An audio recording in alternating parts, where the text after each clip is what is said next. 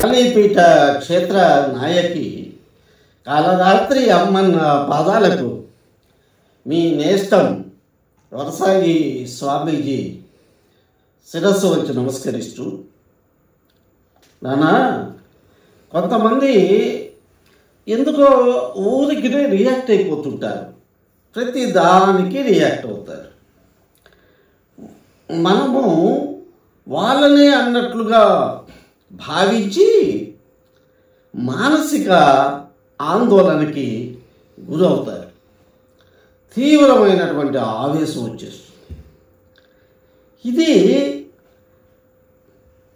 భవిష్యత్తులో వాళ్లకు తీవ్రమైనటువంటి అనారోగ్య సమస్యలు రావటానికి ఆస్కారం అవుతుంది. ఒక్కసారి ఆలోచించండి, ఎందుకంత ఉద్రేకపడాలి, ఎందుకంత ఆవేశపడాలి?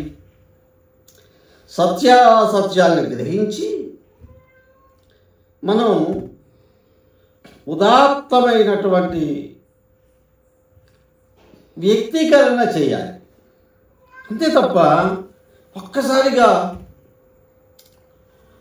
కొంపలు కొల్లేరైపోయినట్లు వాడు వరిష్ట అయిపోయి చుట్టుపక్కల వాతావరణాన్ని మొత్తాన్ని కాసేపట్లో భ్రష్టు పట్టించేస్తాడు. ఇవన్నీ కూడా మానవుడి బలహీనతలు. ఎవడరా గొప్పవాడు అంటే శాంతం ఉన్నవాడే గొప్పవాడు. శాంతం కావాలి, వెంటనే రియాక్ట్ అయిపోతే పెద్దరికం భ్రష్టు పట్టిపోతుంది. మరి ఇటువంటి పరిస్థితుల్లో మరి మానవ ప్రయత్నం చేస్తూనే ఈ ఉద్రేకాన్ని నిగ్రహించడానికి ఆయుర్వేద శాస్త్రంలో ఒక అద్భుతమైనటువంటి మూలికను మహర్షులు తెలియజేశారు. అయితే అటువంటి అమోఘమైనటువంటి మూలికా శక్తి కలిగినటువంటి అత్యద్భుతమైనటువంటి మంత్రబద్ధమైన మూలిక ఇది మనిషిలో ఎమోషన్స్ని కంట్రోల్ చేయగలిగినటువంటి గొప్ప మూలిక. ఆయుర్వేద పరంగా, వైద్యపరంగా రోగాలకి అద్భుతమైనటువంటి ఔషధి ఇది. అలానే మంత్రబద్ధంగా వచ్చేటప్పటికి దీన్ని అనేక రకాలుగా ప్రయోగించవచ్చు.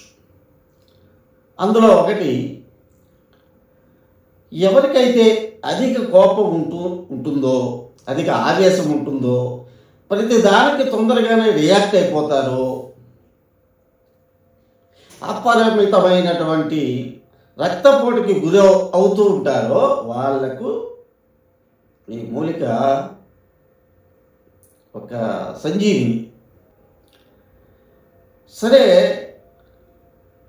తంత్ర శాస్త్రంలో ఈ మూలికతో హవన క్రియ చేయాలి. హవన క్రియ అంటే ఒక యజ్ఞం చేయాలి.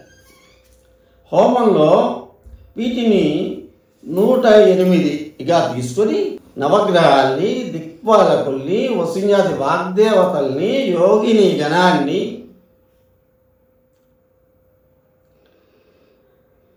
ఇటువంటి మహా గణములను ఆవాహన చేసి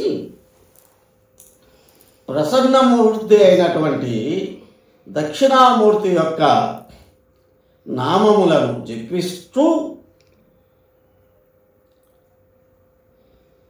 హోమక్రియ చేయవలేరు. మరి ఈ హోమము ఎక్కడ చేయాలి అన్నప్పుడు నీరు పారుతున్నటువంటి ఒక ఏరు ఒడ్డున ఈ హోమాన్ని చేయాలి.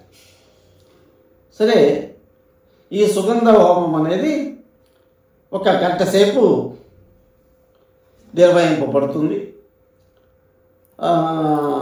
అయిన తర్వాత స్వచ్ఛమైనటువంటి ఆవు పాలని మనోజ్ఞమూర్తి అయినటువంటి దక్షిణామూర్తికి నివేదన ఇచ్చి, స్వామి, ఈ క్షణం నుంచి నాలో అప్రస్తుతంగా వచ్చేటువంటి ఆవేశాన్ని మీరు నియంత్రించాలి ప్రభు. సాక్షాత్ మృత్యువుని కూడా నియంత్రించినటువంటి మహానుభావులు మీరు. గరలాన్ని గొంతులో అట్టే పట్టి ఉంచినటువంటి ఘనపాటి మీరు శివ.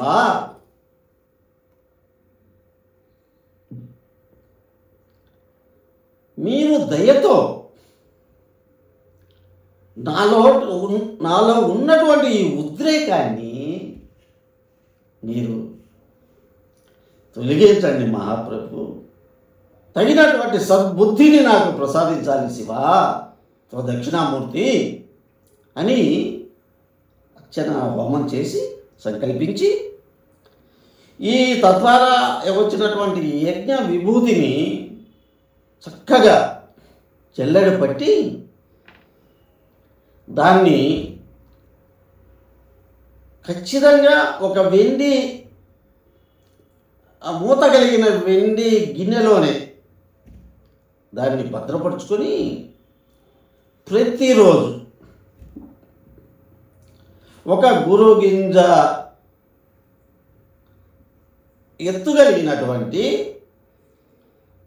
ఈ దక్షిణామూర్తి విభూతిని ఆవు పాలలో వేసి రోజు స్వీకరించాలి. ఈ విధంగా చేస్తే ఒకటి ఆరోగ్యం, రెండు మీలో ఆ క్షణం నుంచి ఎటువంటి ఉద్రేకం ఉండదు.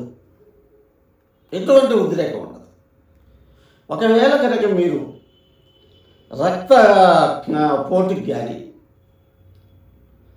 మరి అట్లానే మధుమేహ రోగాలకు కానీ, అట్లానే బుద్ధి చాంచల్యానికి కానీ, ఇక లోను కావడం అనేటువంటిది ఉండదు. ఇది అద్భుతమైనటువంటి సుగంధ మూలిక హోమం. ఏనన్నా అందరూ బాగుండాలి, కలకల్లాడుతూ ఉండాలి, సుఖంగా ఉండాలి, సంతోషంగా ఉండాలి. లేనిపోయినటువంటి అగచాట్లకు లోను కాకుండా భద్రతతో, భద్రమూర్తి యొక్క ఆశీస్సులతో మీరు కలకాలం సుఖంగా ఉండాలని కోరుతూ దీవిస్తూ జై మాత.